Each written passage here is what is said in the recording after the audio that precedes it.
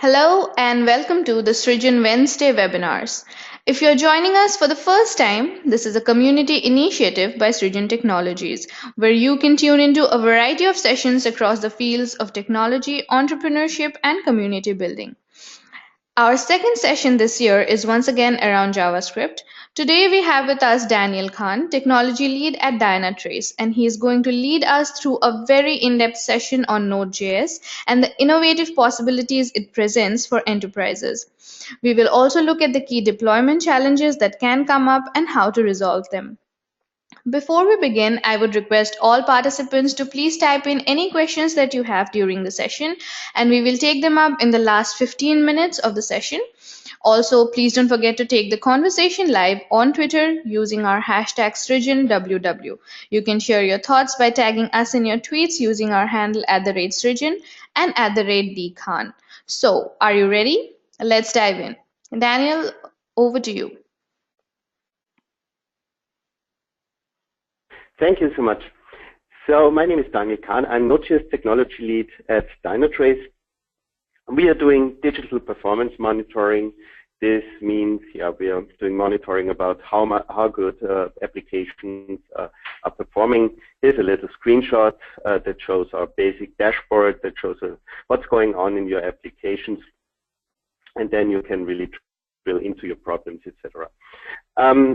We are actually market leader 5 times in a row in APM, according to Gartner. And now, currently, we are really in very, very interesting times. So the times get more and more interesting because they are largely changing. And the big topic currently is called digital transformation, and we are right in this spot. For instance, the PDG of Citibank says, we see ourselves as a technology company with a banking license. Or Nike says, we have more software developers in Origins than apparel designers. And if we look at the Standard & Poor's index, we see that around 1957, a company that entered the Standard & Poor's was around 75 years old. In 2003, it was already just 25 years old. And in 2013, companies entering the Standard & Poor's were just 10 years old. Because something interesting is happening. Let's look at those large companies today. For instance, Uber. That's the world's largest taxi company, and they don't own their own cars. Or Facebook. The largest content owner, but they create no content. Alibaba, it's the most valuable retailer with no inventory. And Airbnb, it's the world's largest accommodation provider and owns no real estate. This means these companies are purely digital based. They own no real assets. Everything they have is digital. And to live in this world of today, in this digital transforming world, and to provide users with our services, we need more and more technologies. So newer technologies are emerging all the time. We have a huge mix of different environments and different things we can use to make our users happy. And today we are talking about the next big thing ahead.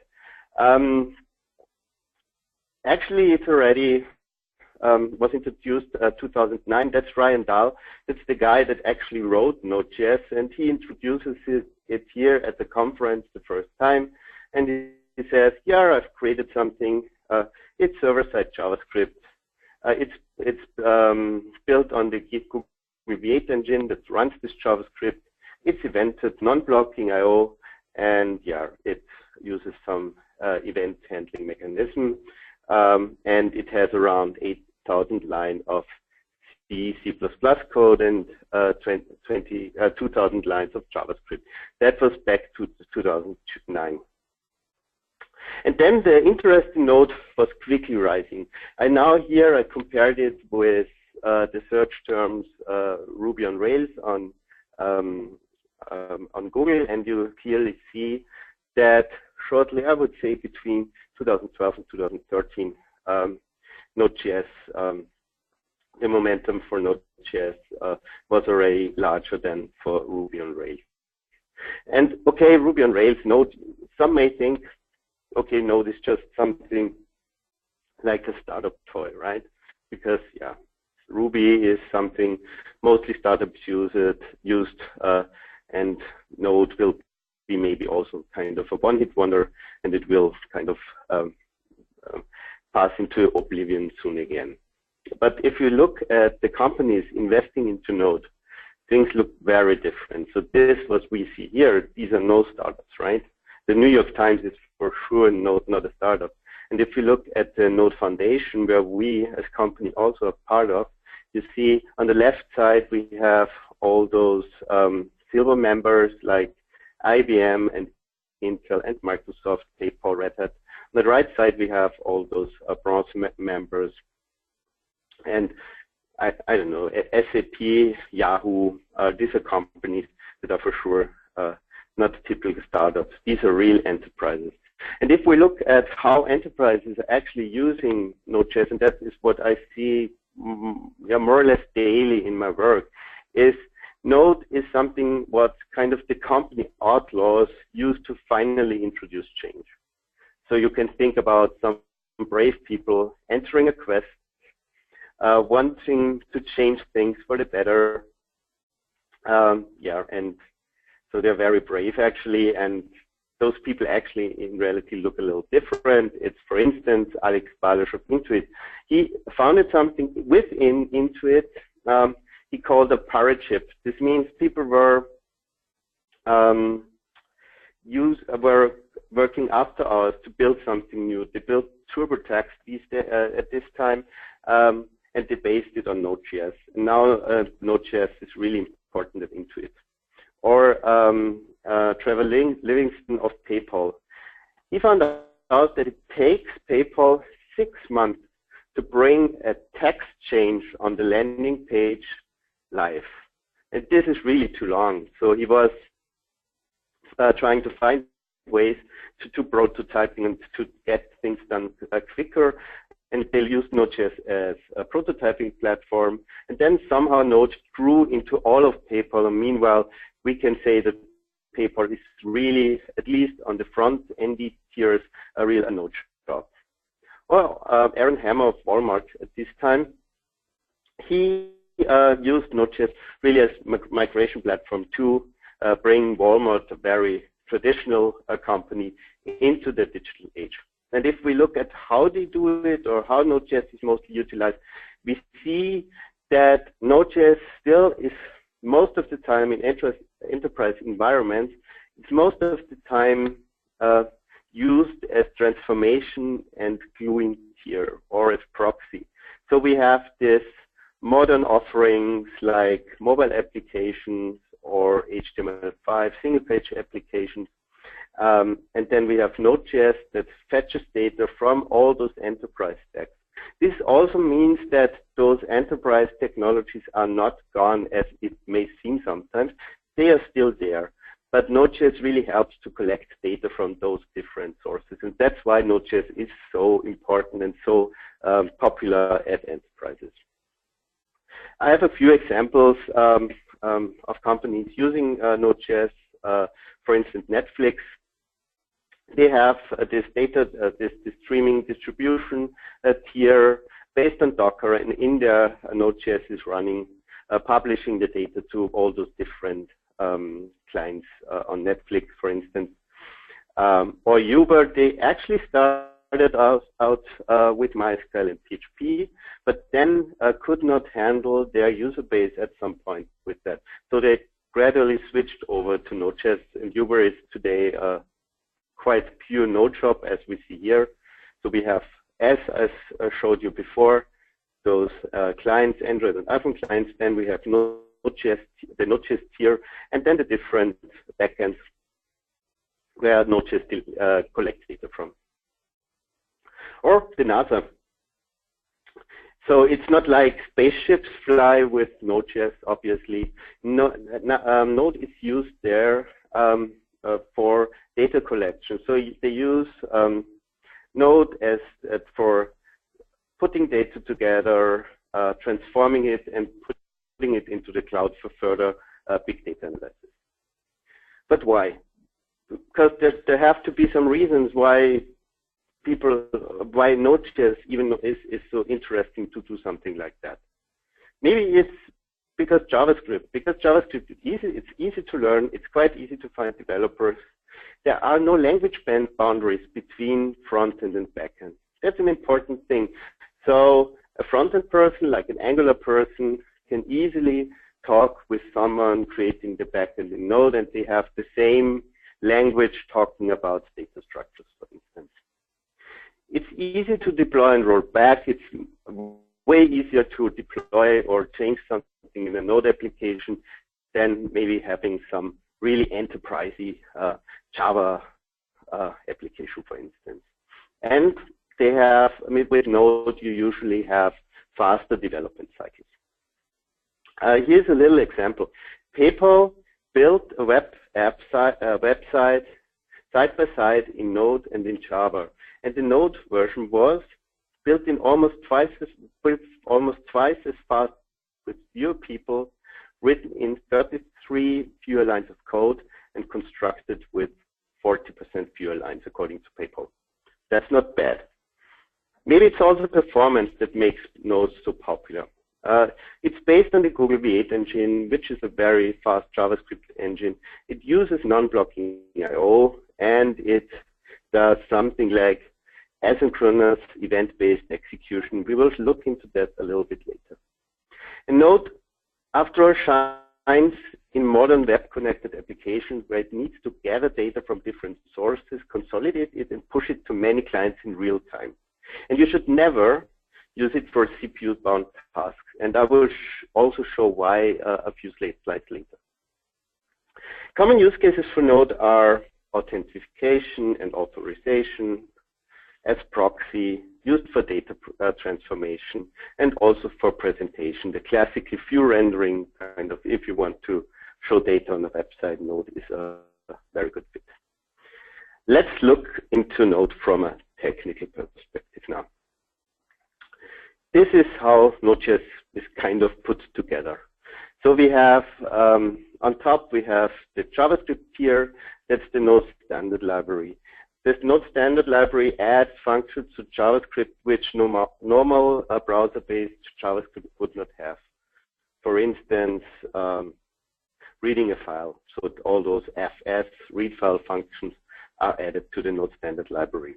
Because on the browser you cannot read a file anyways, so makes sense to add this through this Node standard library. Then we are already in C++ land. There we have those node bindings that will transform this fs read file, for instance, to system code to read the file on the system in the end. And then down there we have the V8 engine, as mentioned by Google, that runs this JavaScript, and we have a thread pool and an event loop. And those functionalities are basically bundled in one library called libuv. Now let's look at the V8 engine first. So what the V8 engine does actually is it takes JavaScript, like here you see here. The JavaScript is consumed by the V8 engine. It will be transpiled, and in the end, what comes out of it is actually real machinery code. So the JavaScript is really compiled down to machinery code. That's not a VM, or that's no bytecode as in Java. That's really machine level native. And then we have this thread pool and the event loop that actually is utilized by Node.js. And to understand that a little bit better, I have a little bit of animation here. So you have a user on a browser, then you have some Java application, and this Java application connects to some database. If a request comes in, the Java application will start a new thread, as you see here in green. Then this thread will connect to the database, and as long as this this database request is running, this thread will stay here and wait for the result to come back, and then we'll maybe render a few and return it to the browser. If a new request comes in, the same will happen. And then again, the same will happen. So by now we are consuming 3 threads that are basically just waiting for the database result to return. And maybe we just have this 3 thread available. This means that if a new user now comes in, the user actually has to wait until a thread is free again, until this to surface request. And here we have the node wheel.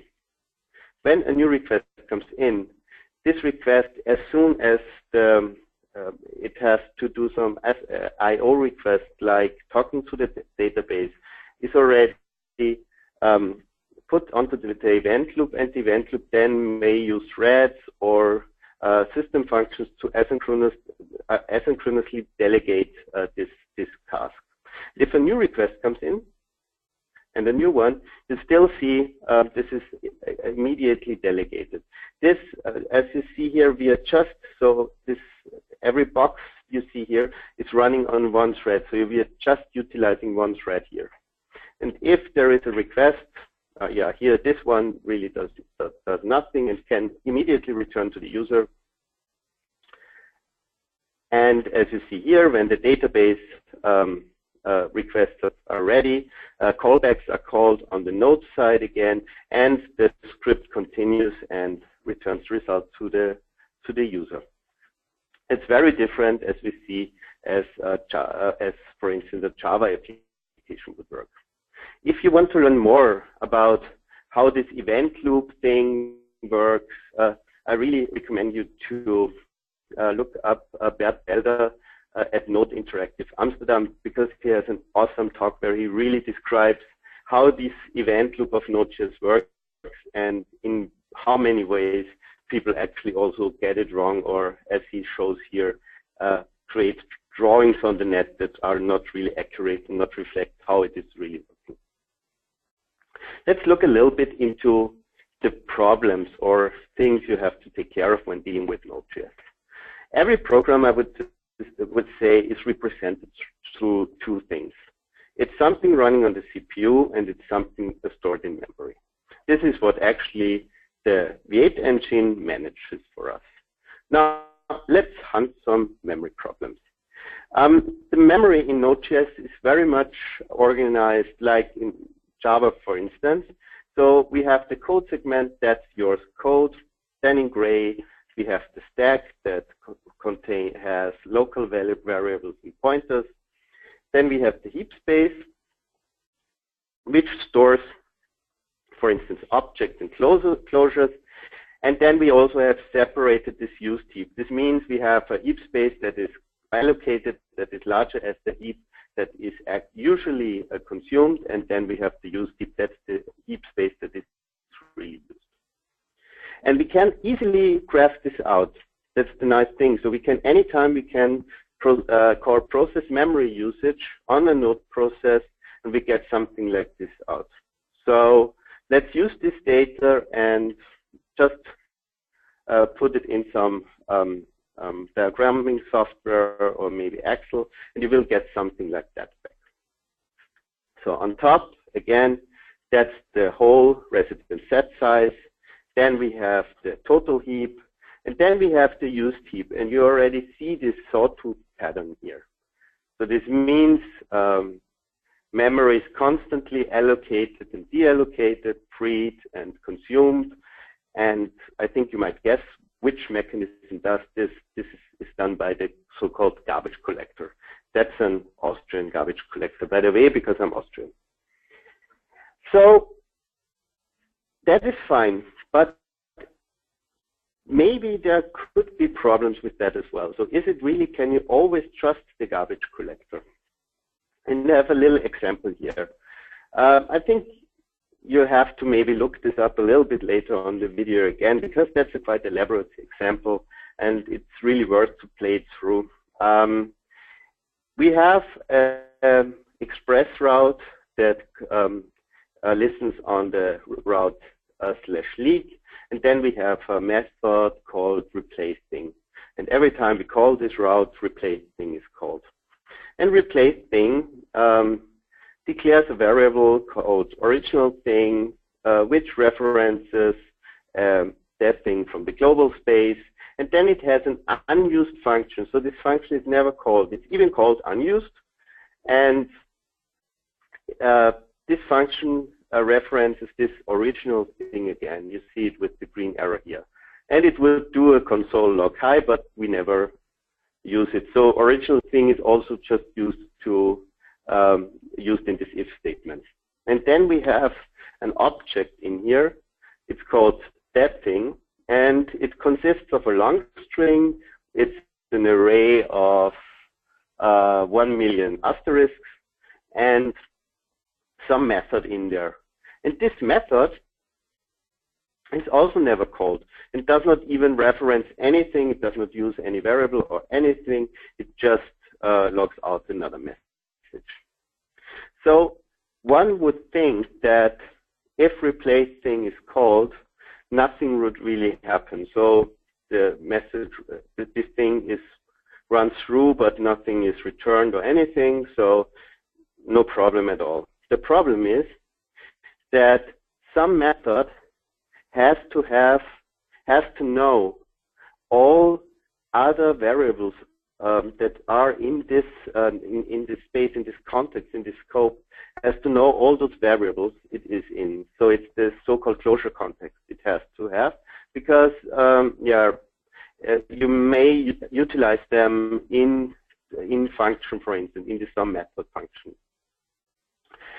And that is no problem as well. The problem is just that the V8 engine cannot decompose this. So it would have to follow a lot of references to find out if variable is still used or not, if an object is still used or not. And the consequence is that the garbage collector fails in such cases to really allocate those objects. I have another drawing here that should help to understand it better. So this kind of shows the many references it has, the interactions that are in there, and also may help to understand why it is hard for the V8 engine to deconstruct that. Again, that's not a coding error. Still, if you run that, you may get something like that on your console. This means Node.js just tells you, now I'm just running out of memory. This means the garbage collector fails and is broken here. And if you graph this out in a performance monitoring tool, you will see something like that. So the used memory is climbing and climbing until it hits the boundary of the committed memory, and then you will get this error, and that's typically a memory leak and a crash. So it would be nice if we would have a way to find out what's currently going on in memory, or if there are objects in there that are growing large, to detect such memory leaks. And luckily, there are tools for that. So the Node.js is based on the V8 engine, and the V8 engine has a lot of APIs to be utilized to get data out of it. And there are Node modules that export this functionality back into JavaScript, into the JavaScript userland. And for instance, you could use the V8 profiler and do something like snap equals profiler.take snapshot, and then serialize this out. What you get is then something like a JSON structure, and as the V8 engine is, or Chrome utilizes the V8 engine as well, the Chrome developer tools are able to read this JSON heap dump format. So we can go into Chrome developer tools, click on profiles, and load what we just serialized into those developer tools to debug them. To find out about the memory leak, you always have to have multiple snapshots, because a memory leak that happens is always something like a progress. So a memory is you see that something is growing, and to see this progress, you have to have various some files to find out the delta. So you see between this first heap dump and the second heap dump what was growing, which object grew faster. And you can do this with Chrome developer tools. So you just have to select one of those heap dumps and then select comparison and select another heap dump, and then you will see which objects were growing larger between those two dumps. And here we already see, I sorted it then by the allocated size. And we see here already that our string, in the string buffer, we have a lot of our asterisk strings we created before. And in the segment down on the screen, you also see the closure context I was talking about. So you see that original thing, context, some method, original thing. So this really goes deep in this recursive. That's the structure that is really laying in memory, and that is to blame for your memory problem and the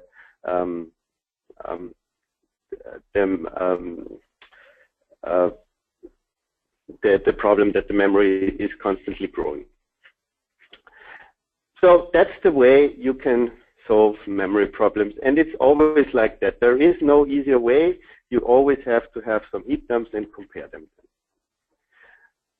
Let's hunt some CPU problems now. There was this blog post by Netflix.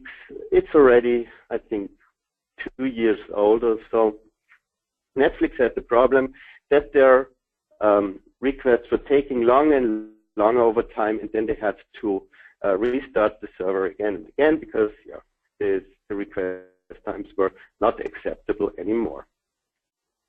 So they were looking into that, and in the end they were found out that the script they were using to create their routing table for their Express applications, the script had a problem, and it was kind of filling up the routing table, and then there were so many routes that Node and the Node process had to go through all those routes for every request, and this caused the applications really to slow down big time. The assumption they had actually was wrong, because they thought that the routing table of Express is like a map, so one index can only exist once. But in fact, it's just a list, it's just an array. So they were really filling it up, and those duplicates were causing the problem then. And to understand this, we have to go back a little bit to the event loop. Because if you do, for instance, something like a read file in Node.js, this is delegated to the system, and this is then maybe run through the thread pool of Node.js, but very often it's just utilizes kernel functions that are asynchronous already, so it is delegated to the kernel, and when the read file comes back with the contents of the file, the main thread of Node is pinged and will continue with the callback. In this case, it will just log out this data with console log. Now the problem is, as you see here, if someone decides to calculate Fibonacci in such a callback, the main thread will stop and calculate Fibonacci until, or it will be dedicated to calculating Fibonacci, and until this is done, your Node application is not able to take any more requests. So by doing, as I said before, CPU-heavy operations in Node, you can hold the whole process. When you have a Java application or a PHP application, that's the problem. In PHP, Apache will just spawn another thread, and this will give you back your result, while this other thread for this other user is calculating Fibonacci. Not so in Node. And such problems, again, there are ways to find out about such problems and to dig into those problems. Again, you can use V8 profiler, and you can call start profiling, and after some time you will call stop profiling, and it will give you something back that looks like that. that looks quite complicated, but it's actually just a tree in JSON format. And it really tells you what was going on the CPU in this time frame where you took the CPU sample. And I also used this to explore some things. So I found out that if I have an Express application that runs with Node environment production, so in Express you can set an environment this application runs in, and if you run it in production mode, it will be quite fast. But if you omit this production mode setting, it will be very, very slow. So you have to explicitly set production. Otherwise, it will kind of default to development mode. And I wanted to find out which mechanisms are making Node so slow here.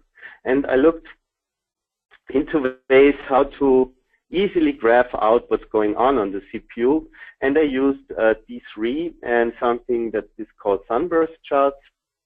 And I used the data, I collected it as I showed you this before with V8 Profiler, and then graphed it out, and I got something like that. On the left side, we have no production, no mode set in Node, so it's defaulting to development mode. And on the right side, we have production mode. And you clearly see that on the left side, there's much, much more going on in Node.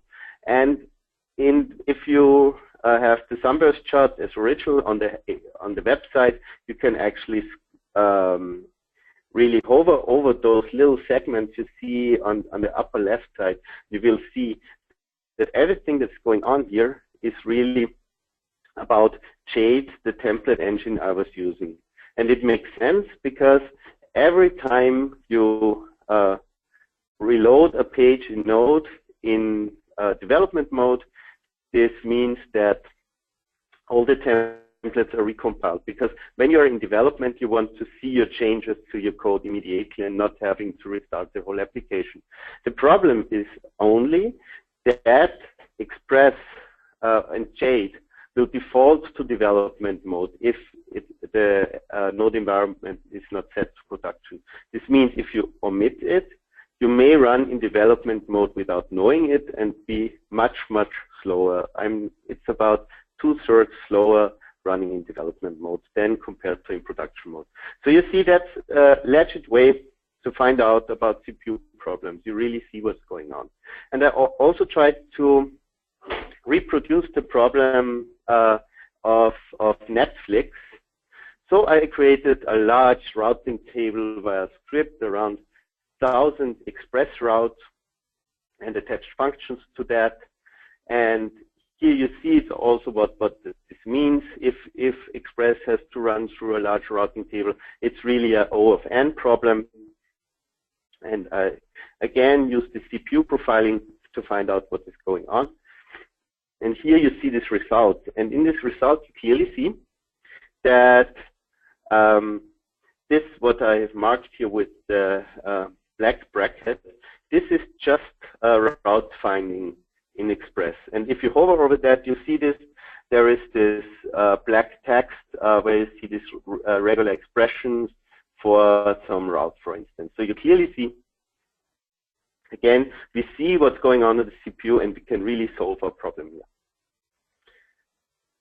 But there are not only problems that are purely from within Node. There are also so-called boundary problems. Here's what I'm talking about.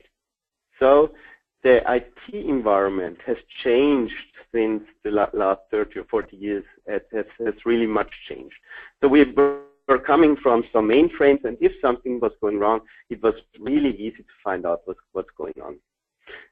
And then things progressed, so we had those Java applications that were already talking with the mainframe. Then all those intranet applications came that were browser applications that were talking maybe to Java, maybe to the mainframe.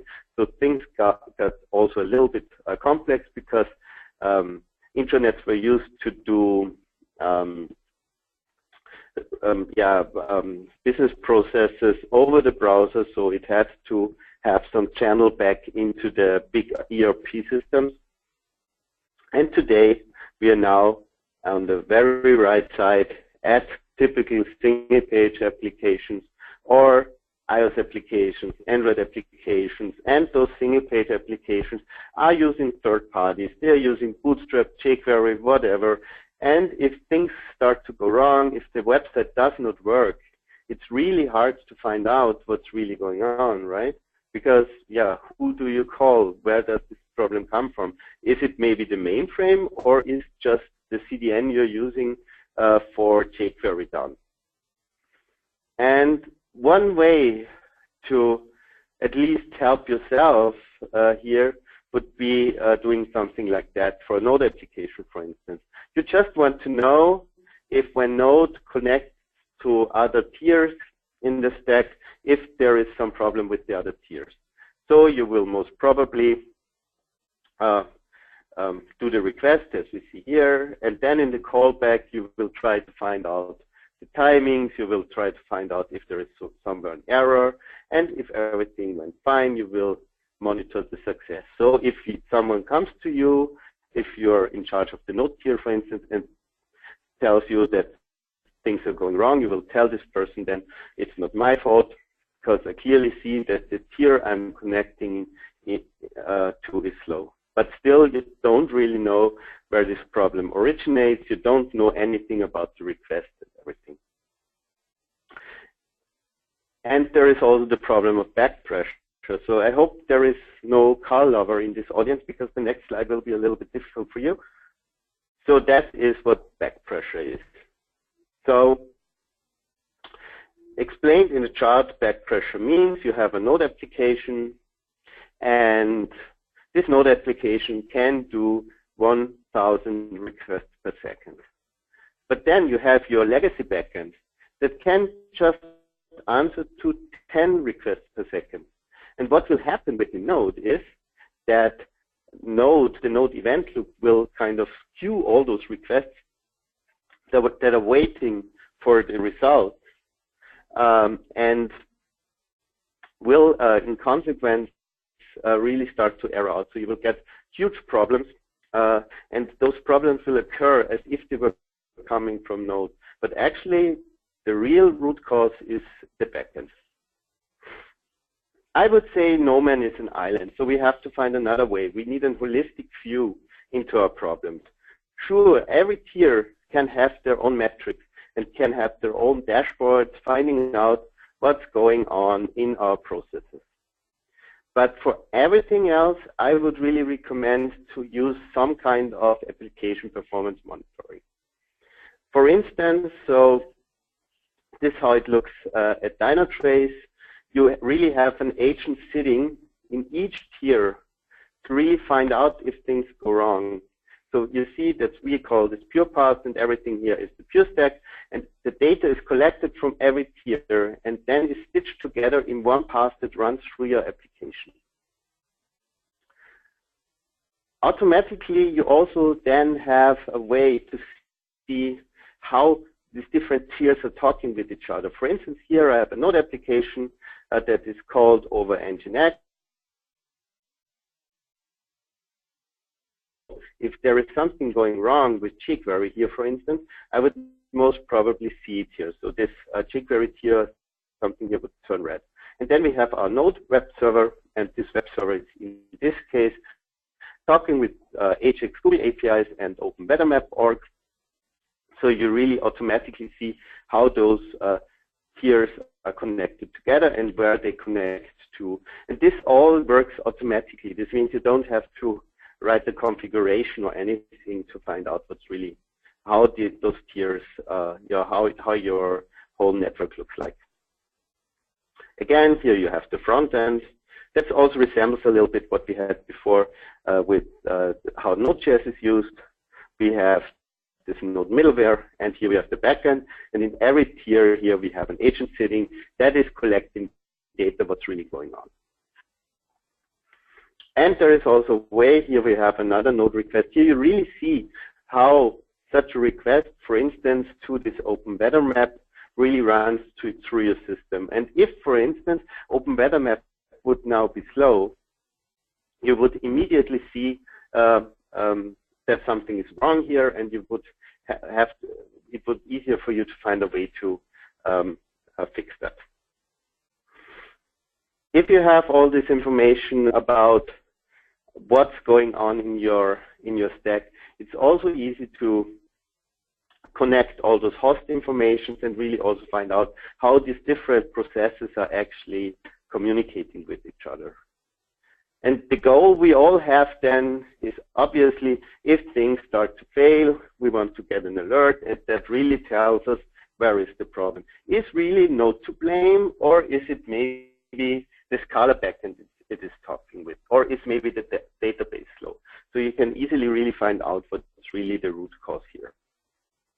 In this case, it was some slow backend, Scala backend, which was contacted by a front end based on Node.js. Monitoring Node.js, after all, is quite complicated because Node has this asynchronous nature, has a lot of callbacks and all those structures you have to pass through the transaction ID, the transaction information, to really stitch together all those tiers and all those tracks that run through the application. And luckily, there are some things coming up directly out of Node Core, and we participate in that as well. There are ways coming up to make monitoring Node.js even easier. There is a working group, the Node.js diagnostics working group, that deals with different ways to pass through asynchronous context IDs through asynchronous invocations, collect performance events, do real tracing, platform tracing, and also utilize the new facilities the V8 engine gives you to do really V8 tracing. This means you can then, or Node Core and also vendors of modules can then really write tracing information into a dedicated thread of the V8 engine, which means we get a really low overhead tracing and logging bus for Node.js. And this is coming up soon, and I'm really looking forward utilizing that in our product. That was it from me so far. If you're interested in learning more about Node.js, I've also authored a little Lynda course called Building a Slack bot with Node.js microservices, where you really, for this time, are not using. This time you're not creating the next blog or the next website, but really a microservice-based bot. And this really shows you how to use APIs and how everything fits together here.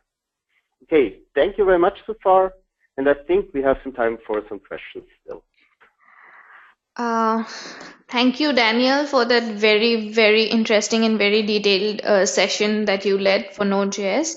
Now, we have a couple of questions with us, but before I start taking them up, we also have a couple of attendees who joined in later on. So for them, if you could just give a quick overview of how Node.js represents this sort of transition in the technology space. So just the brief overview of the beginning of the session, if you could just do that quickly for people who joined in a little later. Should I show the slides again or just talk about it? That is completely up to you. You could do it either way.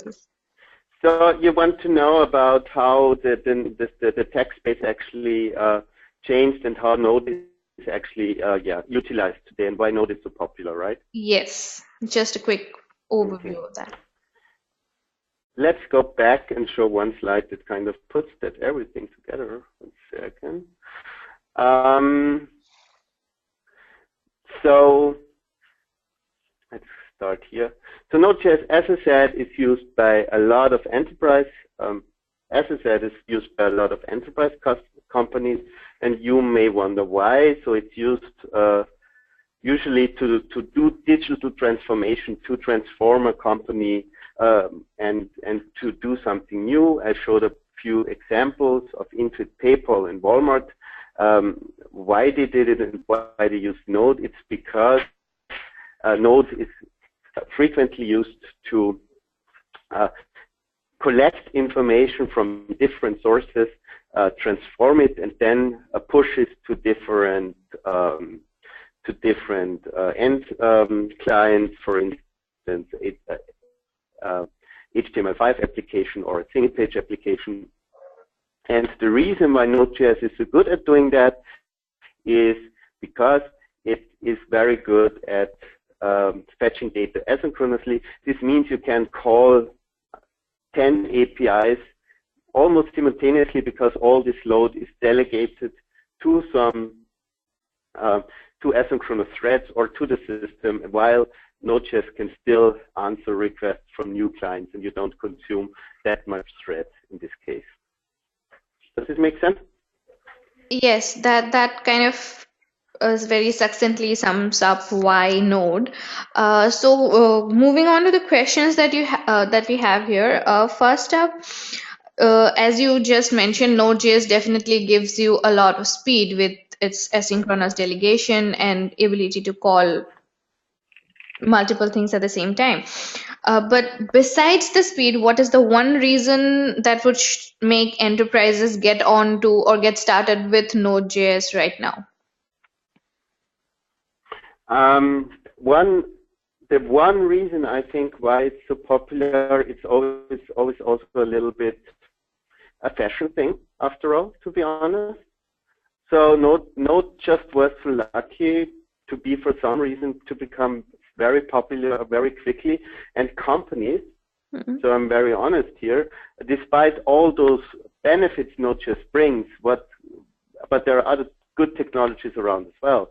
The real reason may be that Node got attractive, and companies want to attract employees, so they're constantly looking for good employees, and by using and offering new technologies for the employees to utilize, they draw attraction to them, and then they get more hires. So that, I would say, is one reason why it then went so popular compared to other technologies, despite the benefits Node has. But again, there are other technologies as well that are not bad as well. So, what would you say is comparable to the power or the kind of innovation that's possible with Node? What is another comparable technology that would probably be able to bring in the same level of advancement for enterprises? What we see also at companies coming more and more is, for instance, Go. And there are some languages or platforms, for instance, like Rust. So there are a few, I would say, kind of not competitors, but languages that are used in the same way. And for sure, Node.js has not invented anything new.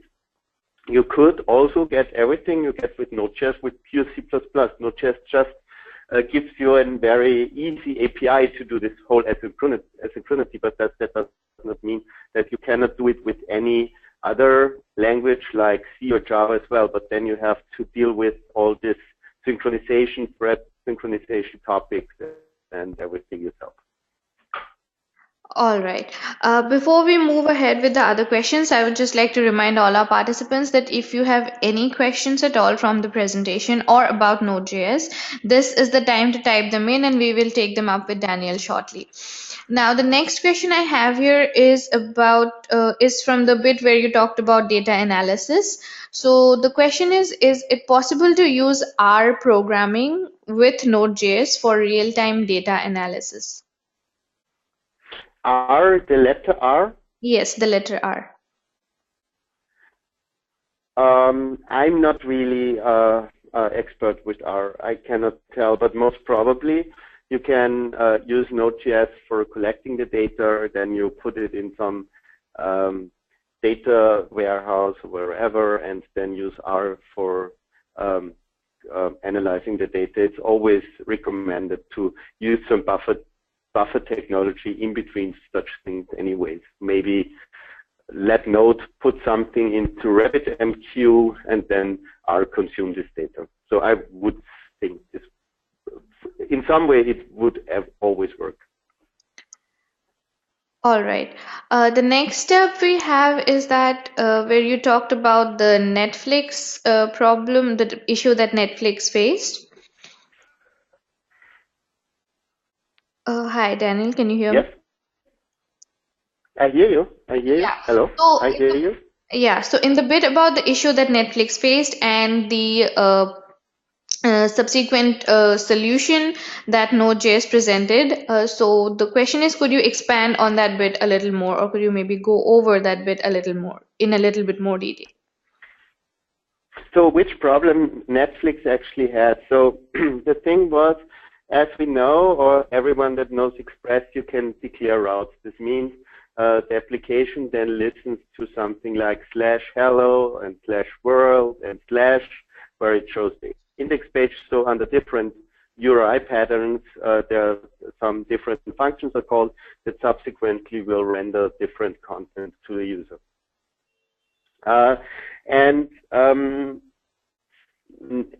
this table is where Express stores this then is an array. And this has also a reason, because you can also use, and maybe I show, it makes sense to show this one graph again.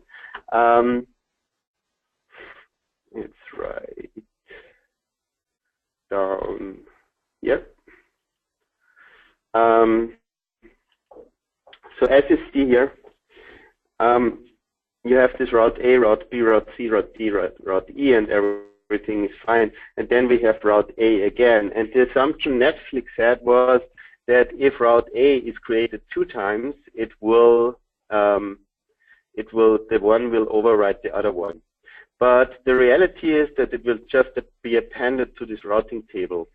And then to get to route X, as I show here, it will it has to run through all this routing, through the whole routing table until it gets to route X.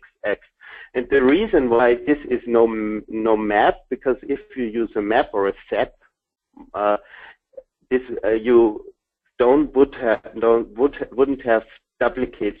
If you use a hash map for the route, you always have one route standing on the left side and a function on the right side. But in Express, you can also use regular expressions to define such routes. And those cannot be resolved through a hash map, because a route X can also be expressed through route dot star, and this would also match with the route X. So it does not make sense to put them in a hash map. And that's the reason why it's an array. But the assumption by Netflix, again, was that this has to be a map, and they had a script that was creating this routing table and was adding to a routing table without completely deleting the previous routes. And so those routes are piling up over time, and after some time, the routing table was so large that it took too long to process it by Express. So it was notable by the users. All right, I think that very clearly explains the issue. So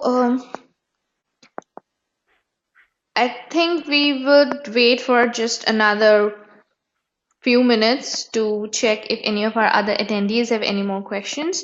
Till then, would you like to give a quick sum up of the session for us, Daniel?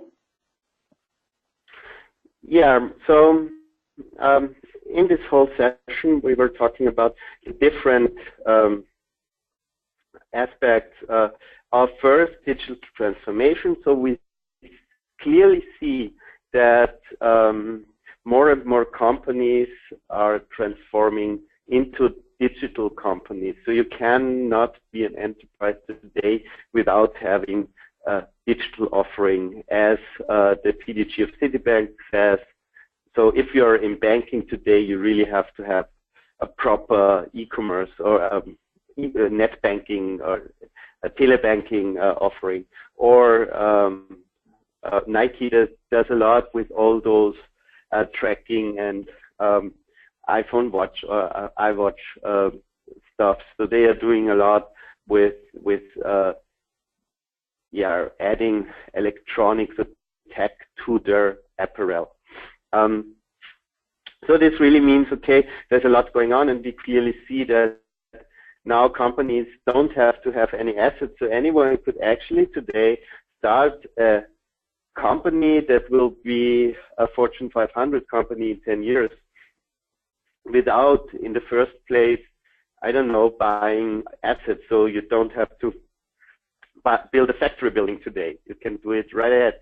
And every time, and I really see this a lot in my company, when I'm out and talking with customers, or when our sales team approaches me, they see Node.js more and more in enterprises where you would not assume it.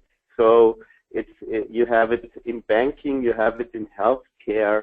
It's not just startups, it's really enterprise companies. And there you see, for the reason I told before, you see a lot of Node.js.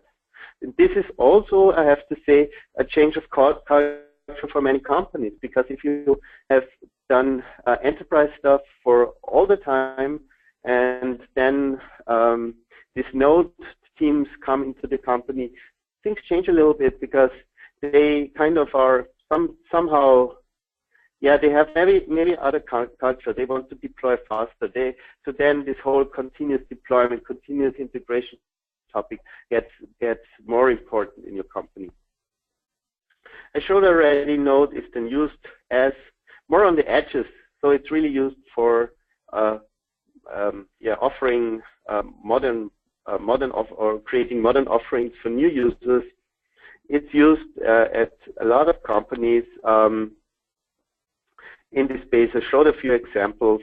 Then I explained how Node.js works. So this Node standard library, the bindings, the V8 engine, thread, pull, and event loop, and also how this event loop really works. So, or how requests are handled by a Node application.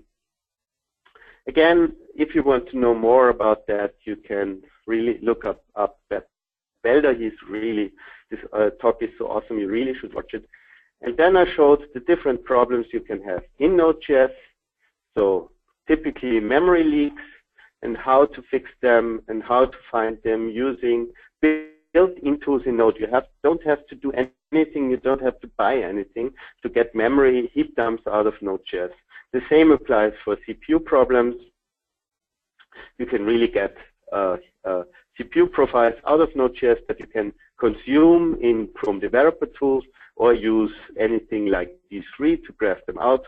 And then I went over the problem, how difficult it is in those new technologies, and especially if you're in charge of the Node tier, to also protect yourself against those other boundaries, other tiers, because maybe you're dealing with such a scenario where your backend is so slow that it slows you down, but it's not really your fault, right?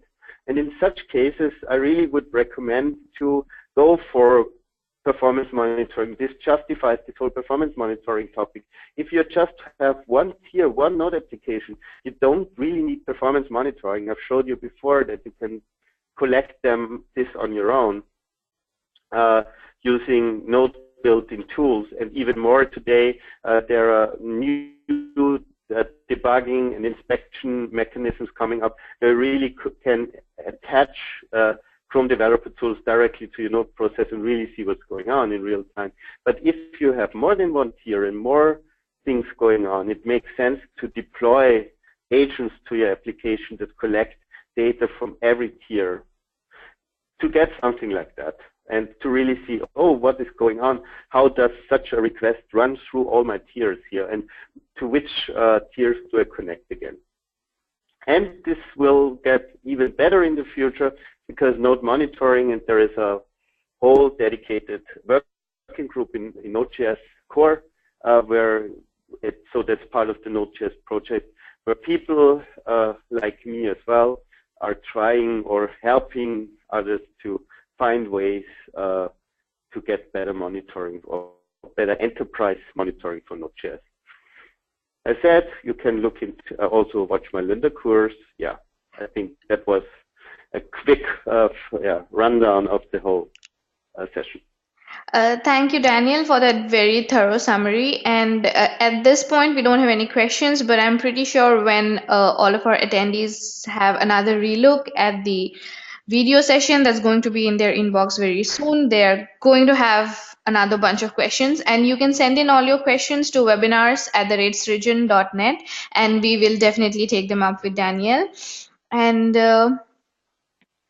I think we just got another question. What are your thoughts on Angularjs 2 working with Node.js? Node.js versus Angularjs, that's not every single page application technology like React, Angular 1, Angular 2 works well with Node.js because it's just AJAX requests going to the Node tier and JSON sent back and forth. So there is nothing that works better with, so it works as well as with React or with Angular 1. There is no big difference because everything is just running through JSON AJAX requests. So there's, works awesome. All right, so I think with that we have reached the end of today's session. And before we leave, I would like to remind our audience that our next webinar is on the 8th of February, and it's going to be about automating visual regression testing with Gallon. And registration and all other details will be in your inbox soon. So once again, I would like to thank all our participants for joining us today, and I would like to thank Daniel for leading us through that very exciting session. Thank you all, and that is all for today, and this is Nilanjana signing out. Thank you. Bye. Bye.